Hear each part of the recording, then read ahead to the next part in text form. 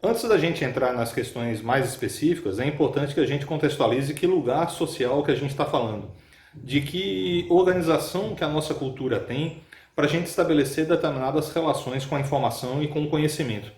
E quem já estudou comigo já sabe que já deve ter ouvido eu falar antes no texto do Pierre Levy, Os Três Tempos do Espírito, que está nesse livro, As Tecnologias da Inteligência. O Levy faz parte até dos autores de referência inicial da UFSB, e eu gosto muito dele, desse texto, porque ele é muito competente em contextualizar qual é o caminho que a sociedade faz, se relacionando com o conhecimento, e de que modo a tecnologia disponível influencia no resultado final, influencia no modo que a gente estabelece a nossa relação com o conhecimento. E aí o Levy ele divide o tempo histórico em três partes fundamentais: o tempo da oralidade, o tempo da escrita e o tempo da informática, que ele chama o período que a gente está vivendo hoje. E no tempo da escrita, para ele, todo o arcabouço teórico da sociedade, todas as informações, todo o conhecimento estava guardado unicamente na memória. Então, em função disso, o que ele chama no texto de a forma canônica do conhecimento é uma forma circular, que se repete o tempo todo. É a busca do eterno retorno, sempre retomando na memória aquilo que constitui aquela sociedade. Em seguida vem o período da escrita, que é quando a produção da informação e o acesso à informação é separado temporalmente. A ideia do conhecimento sai do momento em que eu falo e você escuta e pode ser reproduzida mais adiante para que alguém leia num momento diferente da história. Passa a haver, por isso, a possibilidade de registro histórico da passagem do tempo. A forma canônica muda da circular, da oralidade, para a linearidade da história, da escrita. A noção de ciência, de registro, passa a acontecer também.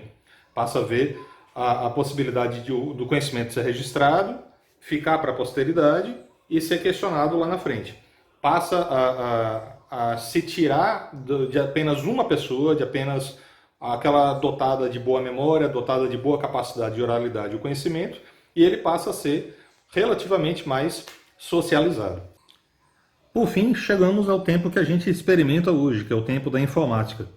O tempo em que temos diversos pequenos produtores de conhecimento, todos podem ser uma fonte de conhecimento, todos possam ser integrantes da nova forma canônica que ele desenha, que é a de múltiplos centros de formação de conhecimento, se conectando entre eles e criando uma rede, tal como uma rede da internet, mas uma rede onde o conhecimento não vem apenas de um lugar, mas vem de vários.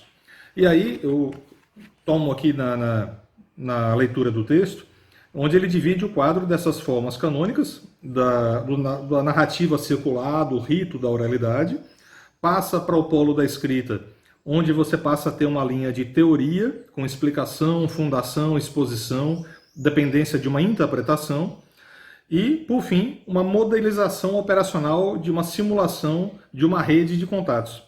Mas o mais fundamental que eu quero retomar da leitura desse texto é o seguinte: no quadro onde ele destaca a distância do indivíduo em relação à memória social, em relação ao conhecimento. No polo da oralidade, ele diz o seguinte: a memória encontra-se encarnada em pessoas vivas e em grupos atuantes. Na escrita, a memória está objetivada no escrito, a possibilidade de uma crítica ligada a uma separação parcial entre o indivíduo e o conhecimento. O conhecimento que eu registro por escrito é enviado por aí, está disponível em vários locais, e você separa parcialmente essa conexão. O que eu escrevo aqui, alguém pode ler lá sem necessariamente estar em contato comigo. E por fim, a parte que eu gostaria de pegar o gancho aqui, nesse polo da informática que ele chama, a memória social em permanente transformação encontra-se quase que totalmente objetivada em dispositivos técnicos. E aí a frase que é importante: experimenta-se o declínio da verdade e da crítica. Declínio da verdade e da crítica. A gente está muito acostumado a ver discussões sobre fake news, sobre o que é verdade, o que não é. A gente experimenta uma sociedade muito pautada numa ideia de superficialidade, numa ideia de que pouca leitura seja disponível, tanto que a memetização da sociedade é bem evidente. A gente experimenta uma comunicação feita essencialmente por imagens. Então, temos na história recente o uso político dessa comunicação por imagem.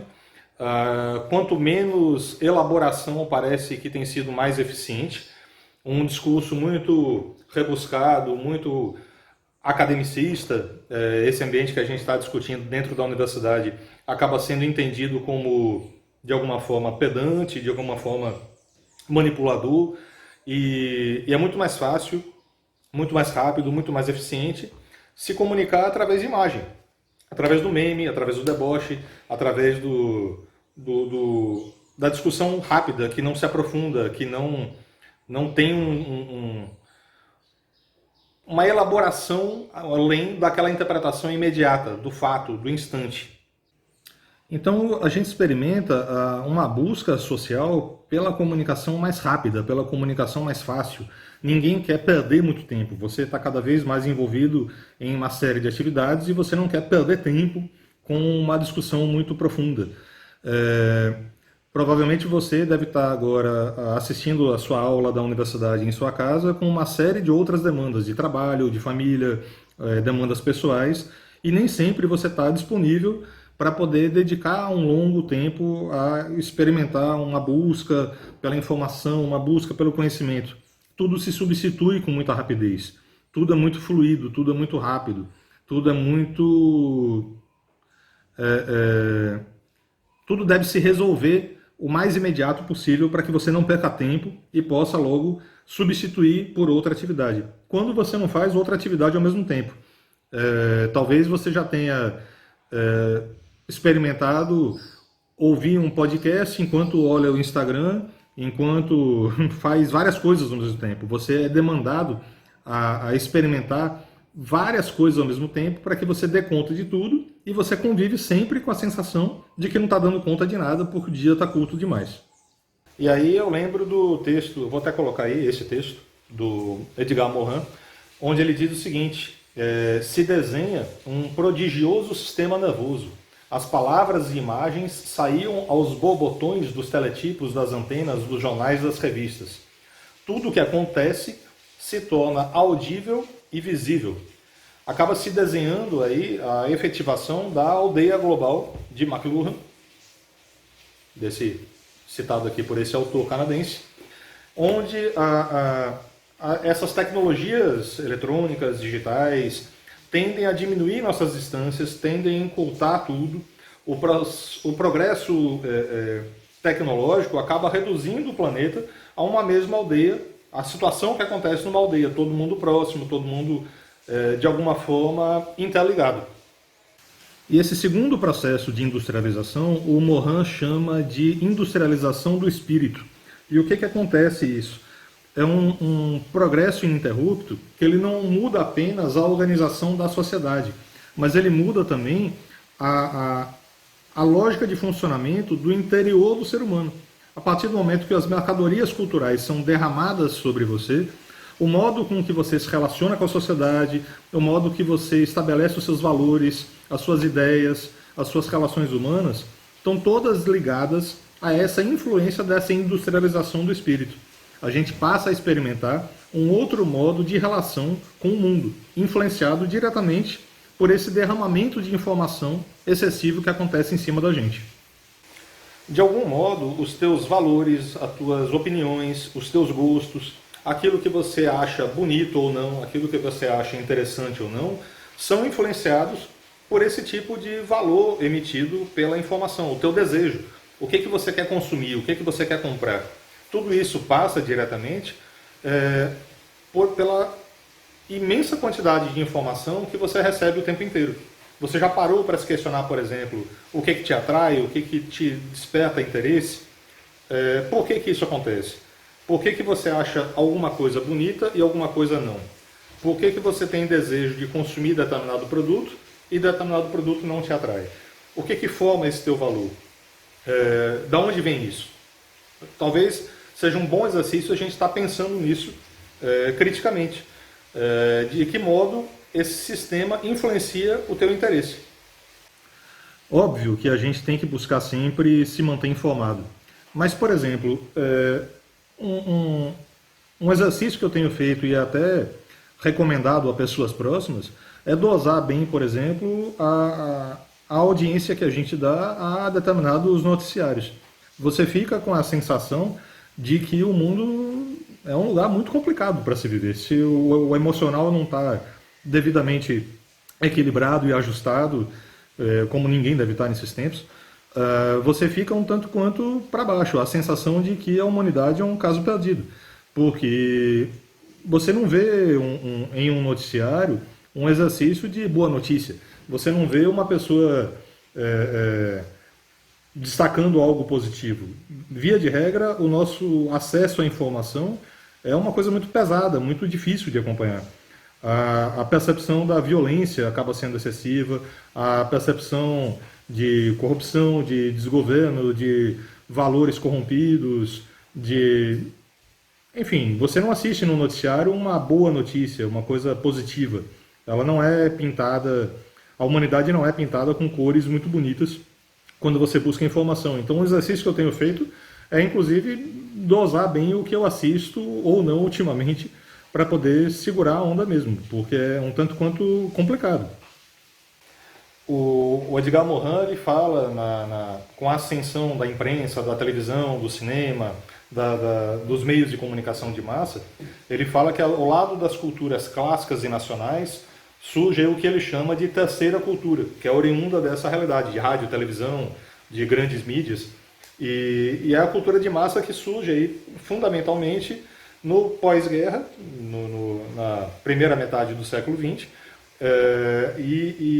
usando técnicas de divulgação maciça, ela ultrapassa as estruturas da sociedade, as classes sociais, as famílias, e atingem o máximo possível.